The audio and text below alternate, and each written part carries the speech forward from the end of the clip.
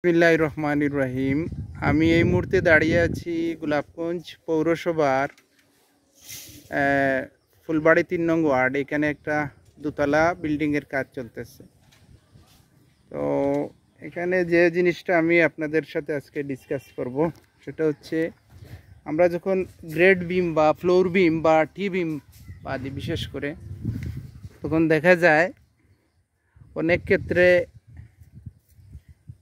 মনেরও জানতে বা না জানার কারণে অনেক সময় আমরা এই যে রিঙ্গের যে সাইড হুক আমরা তৈরি করি, সেই হুকগুলো অনেক সময় আমরা নিচের দিকে অল্টারনেট করে দিয়ে দিই। এটা কিন্তু ঠিক না, মানে ইঞ্জিনিয়ারিং ফর্মুলাতে এটা কখনো এলাও না।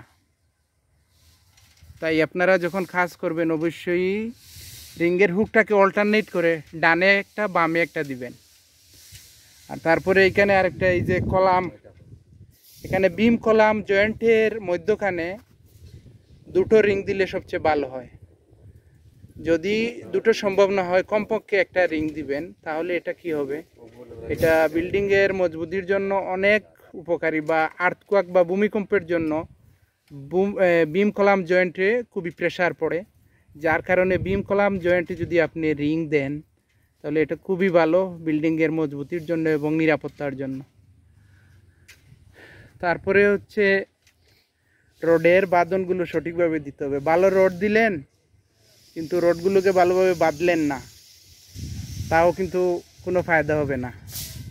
রিংগুলো এমনভাবে বাঁধবেন যাতে রিংগুলো জায়গায় থাকে, ভূমিকম্প হোক ঘূর্ণিঝড় হোক, মানে রড বাঁকা হবে কিন্তু বাঁধন যাতে না ছুটে আর কি।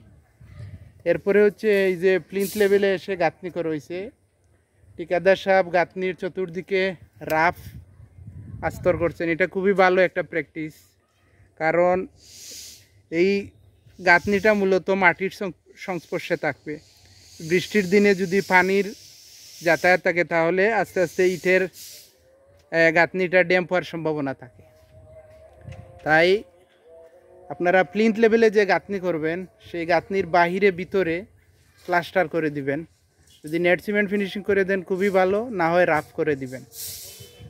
তো ভালো রোডের সাথে আপনার ভালো তার দিয়ে সঠিকভাবে বাঁধতে হবে, তবেই আমাদের কাজ টেকসই হবে।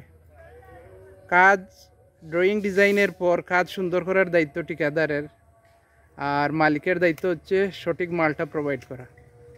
তো সবাই ভালো থাকবেন। আসসালামু আলাইকুম।